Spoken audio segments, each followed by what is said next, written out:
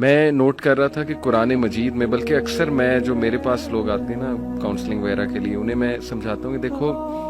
قرآن میں کوئی بھی ایک سٹوری بھی ہوپ لیس نہیں ہے، دنیاوی نتائج کے حوالے سے بھی، ایک تو ہے نا اخروی نتائج کے حوالے سے تو ہوپ لیسنس ہو ہی نہیں سکتی مومن کو، دنیاوی نتائج کے حوالے سے ہوپ لیسنس نہیں ہے۔ آپ دیکھیں حضرت یعقوب علیہ السلام،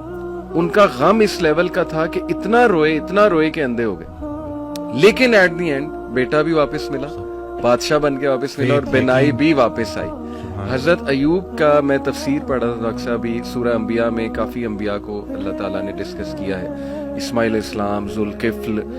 سلیمان، داؤد، سب کے بارے میں نا پھر اللہ کہتے ہیں کل من الصابرین، all of them were patient, اور اللہ تعالیٰ نے ان پہ رحمت کی۔ بہرحال تفسیر میں پڑھ رہا تھا کہ ایوب علیہ السلام کو اللہ نے بہت پین سے گزارا،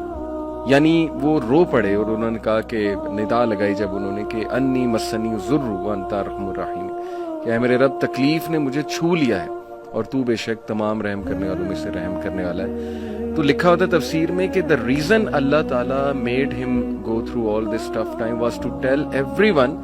کہ میں اپنے پیاروں کو تکلیف سے گزارتا ہوں، یہ نہ سمجھنا کہ میں تم سے ہیٹ کرتا ہوں یا میں جو ہے وہ کوئی تمہیں پنش کر رہا ہوں، کیونکہ دیکھو اگر ایوب گزر سکتے ہیں اور انبیاء گزر سکتے ہیں تو مے بی اس میں کوئی بہت بڑی حکمت ہے، پین میں، غم میں،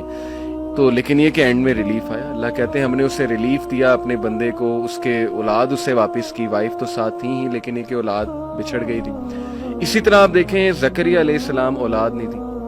رو پڑے۔ مریم علیہ السلام کو ایک دن دیکھا کہ ان کے پاس پھل ہیں، بے موسمی پھل ہیں، تو دل میں خواہش کی اور نماز میں اللہ سے دعا کی کہ اللہ اگر تو بے موسمی پھل دے سکتا ہے تو تو مجھے اولاد بھی دے سکتا ہے، تو اس پہ قادر ہے۔ اور پھر یہ الفاظ کہ اللہ میں تجھ سے دعا کر کے کبھی مایوس ہوا ہی نہیں۔ تو آپ دیکھیں کہ اس وقت بچے دیے اور پھر وہ خود ہی حیران ہو گئے، یعنی آپ انسان کی حالت دیکھیں، پہلے خود ہی دعا کی، پھر جب اللہ تعالیٰ نے بچہ دے دیا تو حیران ہو گئے، کہتے اے رب مجھے کیسے ہو سکتا ہے۔ اسی طرح کئی مثالیں ڈاکٹر صاحب ہیں، یوسف علیہ السلام کی، موسیٰ علیہ السلام، یعنی